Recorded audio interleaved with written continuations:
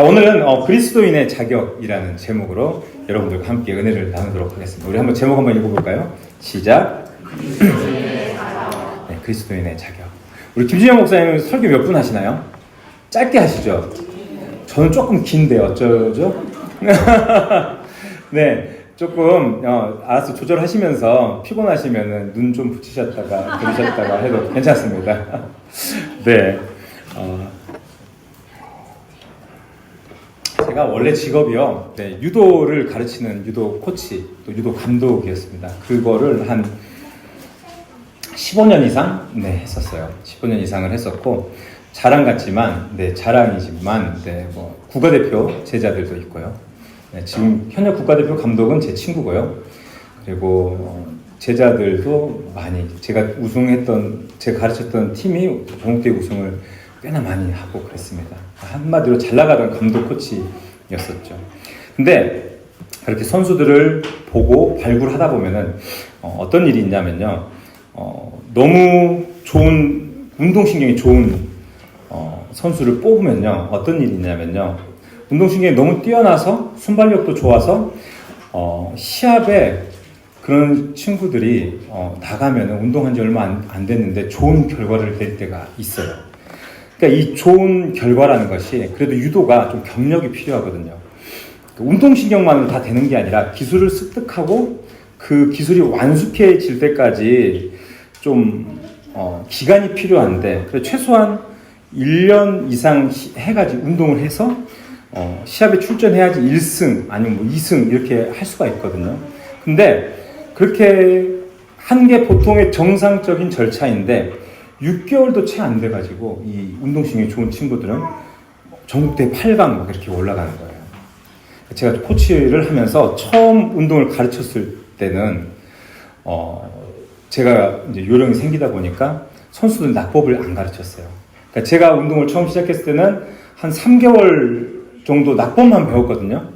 뭐 측박낙법, 후박낙법, 전박낙법, 낙법을 다 열심히 배웠는데 왜 낙법을 안 가르쳤냐? 시합에 나갔는데 초보자들이 넘어가면서 낙법을 너무 정확하게 치는 거예요. 그러면은 한 판으로 끝나요. 네. 그 낙법을 안 치고 정확하게 안 넘어가야지 한 판이 아니어서 낙법을 안 가르쳐주면 낙법을 안 치니까 낙법을 안 가르쳤던 거예요. 그래서 몸을 보호할 수 있는 구르기 정도만 가르쳤던 거예요. 하지만 이런 결정이 근데 제가 얼마 지나지 않아서 좀 잘못 가르치지 않았나라는 또 후회가 되기도 했어요. 왜냐하면은 그 선수가 실력이 어느 정도 오르면은 이제 발전하는데 이제 정체기가 생기게 되는 거예요. 이 기본기를 제대로 좀 가르치지 않았더니 이제 문제가 생기더라는 거죠. 오히려 낙법을 한 3개월씩 열심히 가르쳤던, 그리고 업어치기부터 차근차근 열심히 더디지만 가르쳤던 친구들, 발기술, 손기술, 뭐 여러 가지 열심히 가르쳤던 정석대로 배운 친구들은 한 3, 4년쯤 지나고 고등학교 가니까 처음에는 그 운동신경 좋고 속성으로 배웠던 친구들보다 느린 것 같았지만 나중에는 그 친구들을 완벽하게 이기는 것을 제가 볼 수가 있었습니다. 제가 보기에는 이 바르지 않은 것, 또 혹은 빠르다고 여겨지는 이 지름길을 택했는데 결국은 원점으로 되돌려서 필요한 것들을 다시 다 익혀야 했다라는 이야기죠.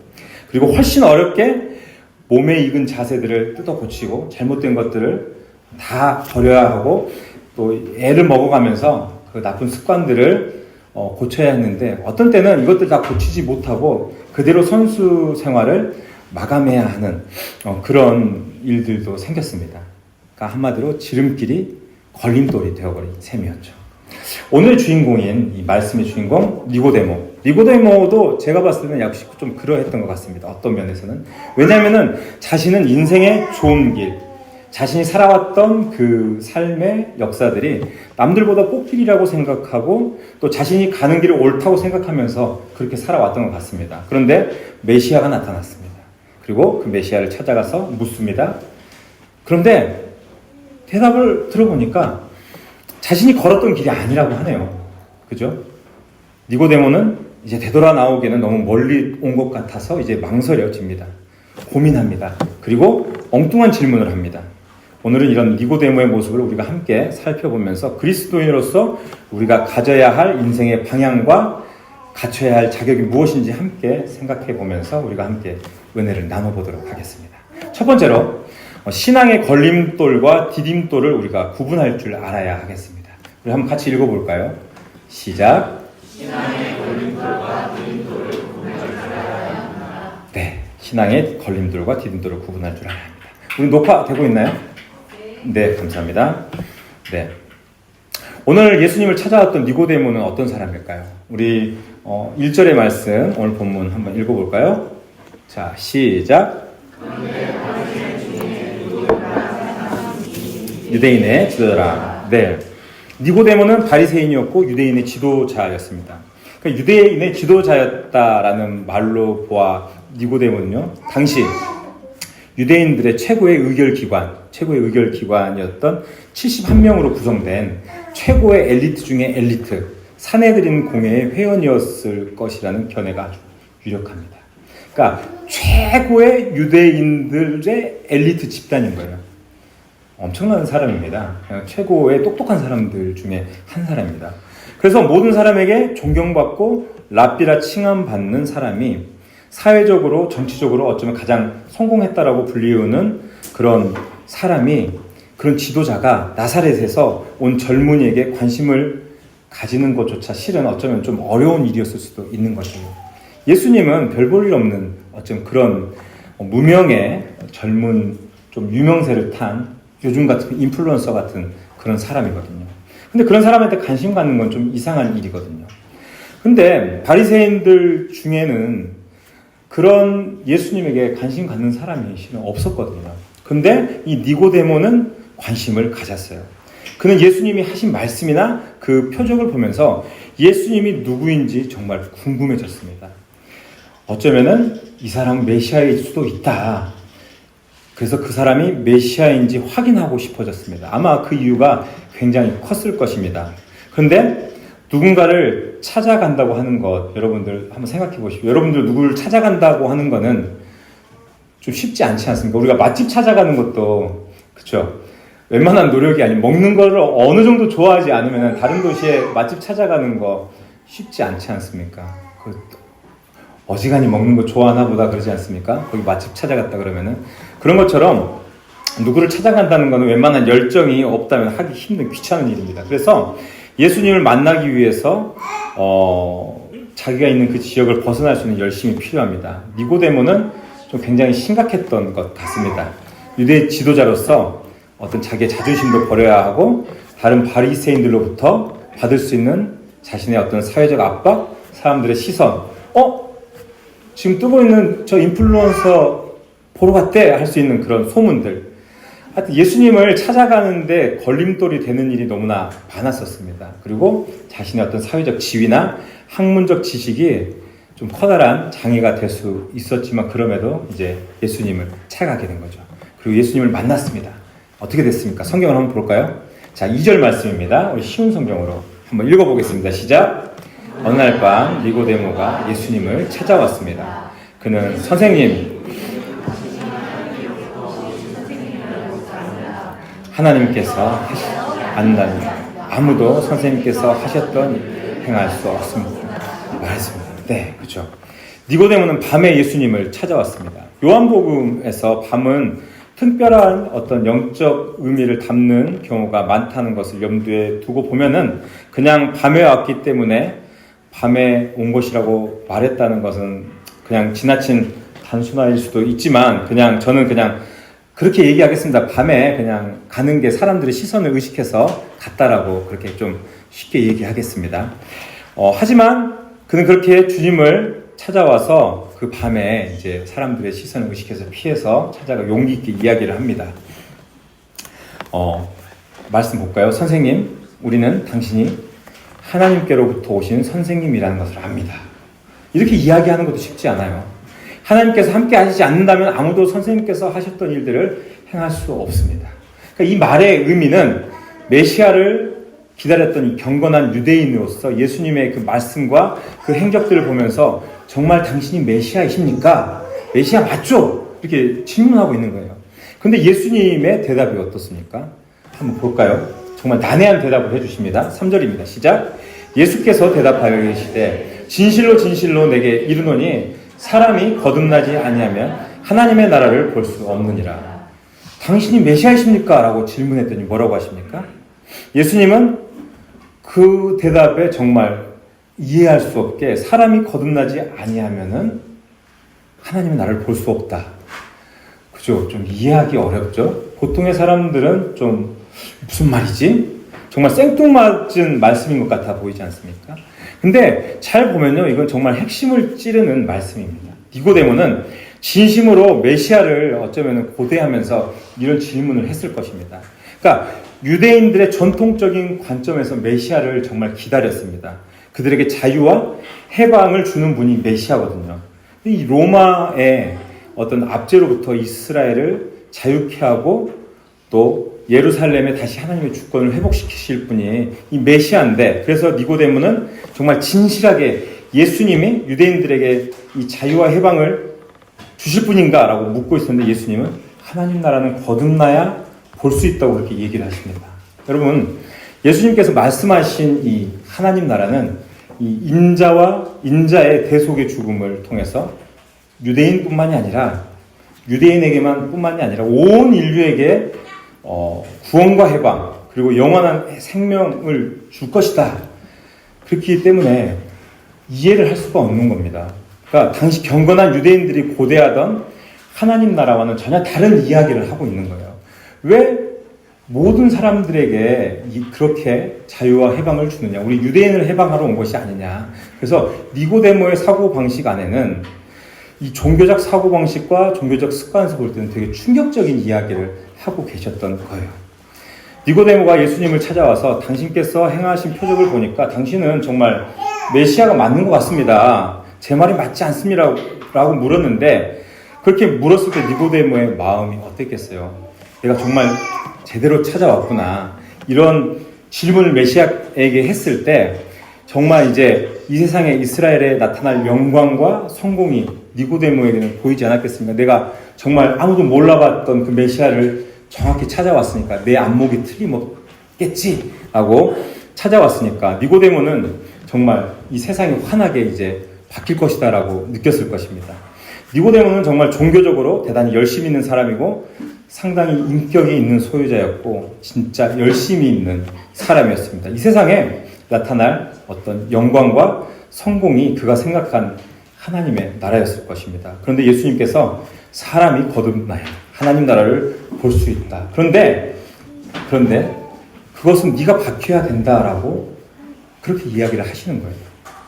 여러분, 거듭난다라는 것은요, 좀 우리가 다르게 생각해야 될 것 같습니다. 거듭난다라는 것은 전혀 다른 관점으로 우리가 하나님 나라를 보아야 한다라는 그런 이야기입니다. 우리가 잘 들어야 하시는 건요, 어떻게 하면 이 땅에서 성공적으로 살 것인가에 집착하지 말고 우리가 성공과 실패를 영생의 관점으로 보아야 한다는 말입니다. 가난한 사람도 불쌍하지 않고요. 부자도 부럽지 않고요. 또 큰 교회를 우리가 성공한 교회라고 부르지 않고 우리처럼 이렇게 작은 개척교회도 어떤 사람들은 세상에서 그러잖아요. 실패한 교회라고. 근데 실패한 교회라고 부르지 않는 이런 하나님 나라를 보려면은 우리가 거듭나야 된다는 거예요. 거듭나야지 하나님 나라의 관점으로 이 모든 것들을 볼 수 있다라는 이야기입니다. 분명히 예수님께서는 이게 뭐지? 왜 저런 대답을 하시는 거야? 하면서 그렇게 당황해하는 니고데모를 보시면서 그 니고데모의 속마음을 아마 아셨을 겁니다. 그런 대답을 하시면서. 니고데모는 메시아를 찾아오면서 아마 확신했을 거예요. 마음속으로 어쩌면 자신만의 정답지를, 예수님이 메시아로서 하실 정답지를 아마 작성해서 왔을 겁니다. 그런데 예상이 없는 답변으로 어때요? 체면과 부끄러움과 어쩌면 그곳에 왔을 때 모든 어떤 위험을 감수하고 용기를 가지고 한밤중에 찾아온 그런 보람이 없게 얘기를 하신 겁니다. 그러자 니고데모가 어떻게 반응을 합니까? 우리 4절 말씀 한번 볼까요? 4절 말씀입니다. 같이 읽어보겠습니다. 시작. 니고데모가 예수님께 물었습니다. 어떻게 다시 태어날 수 있겠습니까? 어머니의 태 안에 다시 들어가 2번씩이나 태어날 수 있습니다. 네. 얼마나 어리석은 대답입니까? 니고데모는 그 당시 최고의 수재이자 엘리트 집단인 사내들인 공회의 회원이라고 얘기했잖아요. 그 정도 지식이면은 예수님이 하신 말씀을 그냥 척하면 척하고 좀 눈치껏 알아들을 수가 있었을 것입니다. 예수님이 말씀하신 그 거듭남의 의미에 대해서 죽었다가 다시 태어나는 게 아니라 이 세상에 살면서 우리가 눈에 보이는 어떤 익숙해진 그 눈에 보이는 것들에 익숙해진 사람들이 이 세상 살이를 어떻게 초월하면서 살 수 있느냐를 그냥 묻고 있는지 정도를 파악해야 하는데 지금까지 지켜온 자신의 믿음이 잘못된 것이냐면서 그럼 그 신앙의 틀을 어떻게 벗어날 수 있느냐 지금 그렇게 질문하고 있는 것이었습니다. 여러분 우리는 어쩌면 이 니고데모와는 좀 달라야 하겠습니다. 우리의 신앙의 경험이나 또 연륜이 또는 우리의 신앙의 열심이 하나님께 나아가는 어떤 걸림돌이 되어서는 안 된다라는 것이죠. 우리가 때로는 그렇잖아요. 신앙생활 내가 좀 해봤다 하는 그 신앙의 경륜과 우리의 지식이 정말 소중하고 또 필요하기도 합니다. 그렇지만 그게 정말 결정적일 때는 그것이 우리의 신앙에 독이 되기도 한다는 것을 우리가 명심해야 하겠습니다. 니고데모는 평생 민족의 우월감과 또 지도자로서 존경을 받으며 자신의 어떤 종교적 행위가 옳다고 그런 역임을 받으면서 사람들의 높임을 받고 살았는데 갑자기 어떻습니까? 그 모든 것들이 예수님께서 아무것도 아니다. 우리는 하나님 앞에서 무익한 죄인들이다. 라고 이야기했을 때 그가 과연 인정할 수가 있었겠습니까? 그건 평생 자신을 부정당하는 것이기 때문에 아마 인정할 수가 없었을 것입니다. 예를 들어서 하나님을 믿고 복받는 것이 부자되고 출세하는 것이라고 여기는 사람들에게 자신이 가진 거 다 팔아서 가난한 사람들에게 기쁨으로 베풀고 또 끝없이 자신의 삶의 고난이 이어져도 주님이 주신 구원의 은혜로 감사 찬양 부르면서 그렇게 살아라 라고 한다면은 그렇게 과연 순종할 수가 있겠습니까? 그렇게 물어봤을 때 예 할 수 있는 사람 과연 몇 명 없을 것입니다. 그렇게 하기는 어려운 것이 우리들의 삶의 모습입니다. 여러분 이 땅에서 우리가 하나님의 아들을 믿는다는 말은요 결국 이 땅에서의 행복이 권세와 재물에 있다고 여기는 게 아닙니다. 그게 아니라 예수님께서 예비하신 하나님 나라가 있기 때문에 그 나라를 바라보며 살겠다고 우리가 고백할 수 있는 것입니다.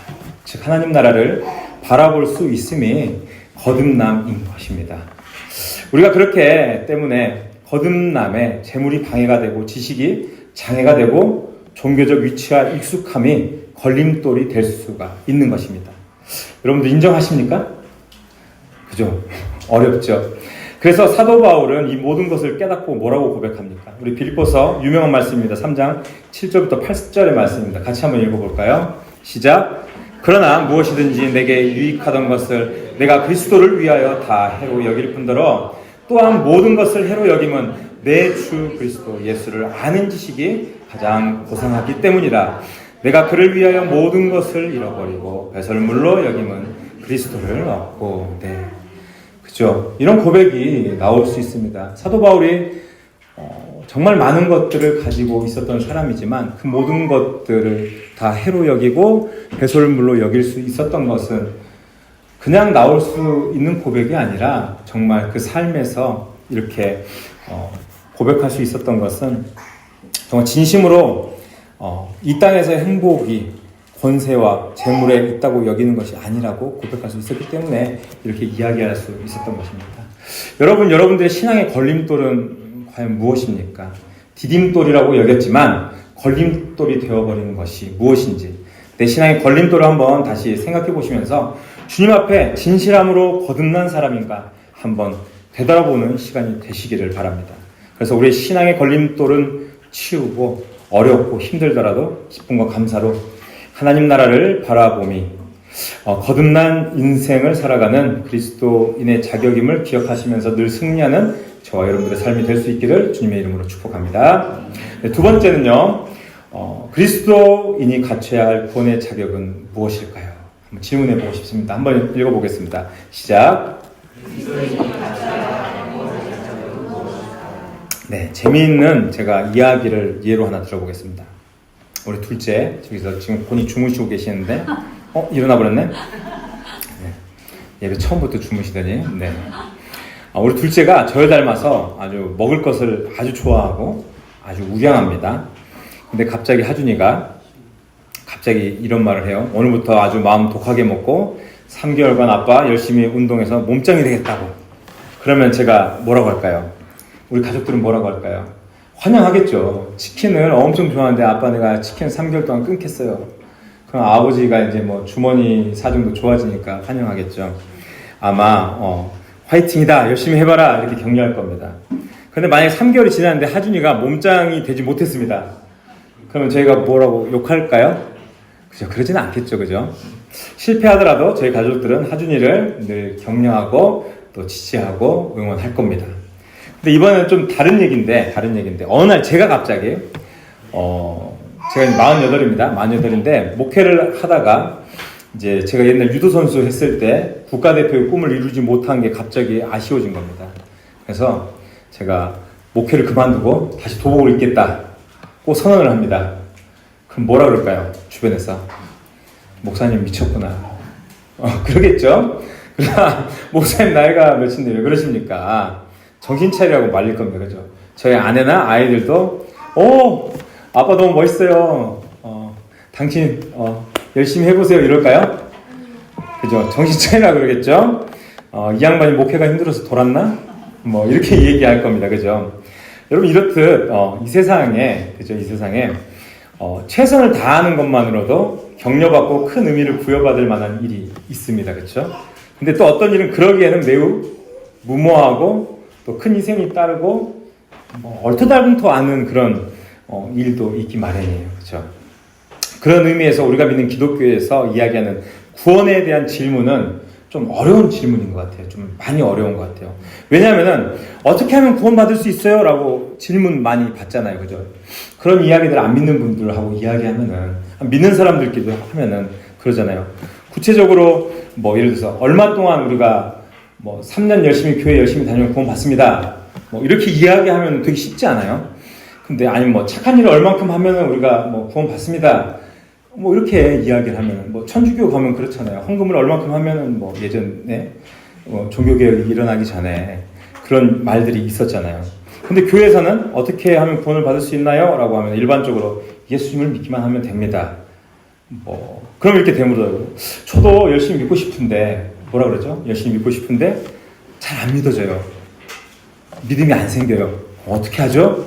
그러면은 이제 뭐 성도님 처음에는 안 믿어지지만 어떻게 얘기합니까?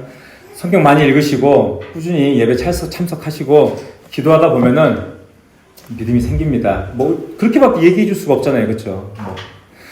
아니면은 믿음은 하나님이 주시는 거니까 그렇죠? 하나님이 믿게 해주시지 않으면 뭐 절대로 믿을 수가 없습니다. 그러니까 우리가 최선을 다해야 합니다. 이렇게밖에 이야기할 수 없겠죠?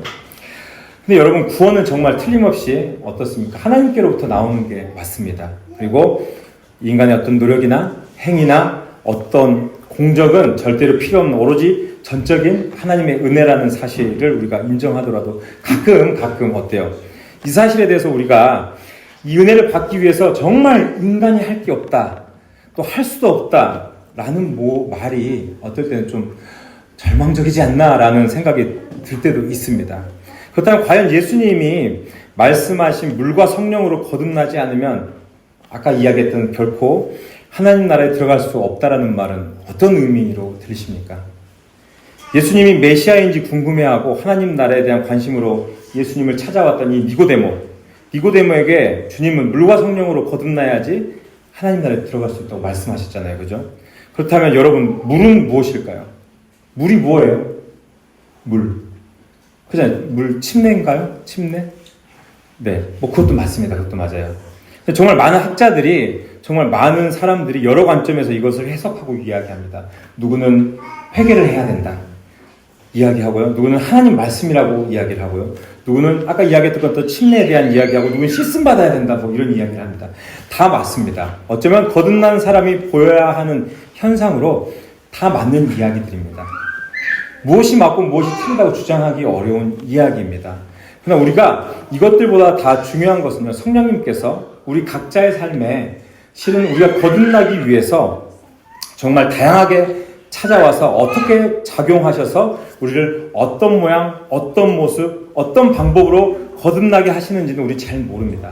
예를 들어서 그렇잖아요. 우리가 기도를 통해서, 아니면 집회에 갔을 때 말씀을 통해서, 아니면 성경 공부를 통해서, 아니면 그 성경 공부를 통한 교훈을 통해서, 아니면 병 고침의 은사들을 통해서 정말 다양하게 찾아와서 성령님께서 함께 개입하시고 역사하셔서 우리를 거듭나도록 인도하시고 하나님 나라를 볼 수 있도록 인도하시지 않습니까? 우리가 오늘 이 니고데모를 통해서 깨달아야 하는 것은 주님께서 절대 거듭나지 않고는 천국에 들어갈 수 없다라고 하신 이 말씀은 열심히 믿어보려는 우리가 이 구도적인 마음을 부인하는 것이 아니라 이 자신의 행위에 의해서, 그러니까 내가 기도 열심히 하고 내가 예배 잘 드리고 내가 남들보다 더 멋지고 그럴싸한 신앙인 같아서 하나님의 백성이 될 수 있다라는 어떤 종교적인 자만심에 대해서 경고하신 겁니다. 여러분 솔직히 그렇지 않습니까? 가끔 니고데모처럼 이 사내들인 공회원 정도의 신앙 좋아 보이는 연륜이 된 집사고 헌금도 좀 많이 하고 교회에서 좀 내가 잘하는, 그러면은 내가 주님께서 내가 이 정도 교회에서 열심히 한다면은 주님께서 나 좀 기억하실 거야. 내가 이 정도 하면 주님께서 나 잘 아시지 않을까? 그러니까 나는 당연히 천국은 프리패스겠지? 내 주님은 아실 거예요. 그죠? 그렇게 열심히 하시는 집사님 정도면은, 뭐 권사님, 장로님 정도면은 다 아실 거예요. 그런데요, 그래서 우리가 천국 가는 건 아니라는 겁니다. 그래서 천국 가는 건 아니고요. 우리의 자격으로 내세울 수 있는 그 모든 것을 이렇게 나열해도 하나님 나라를 그 앞에 내세운다면은 절대 그 자격으로 우리가 천국에 간다는 건 아니라는 이야기입니다.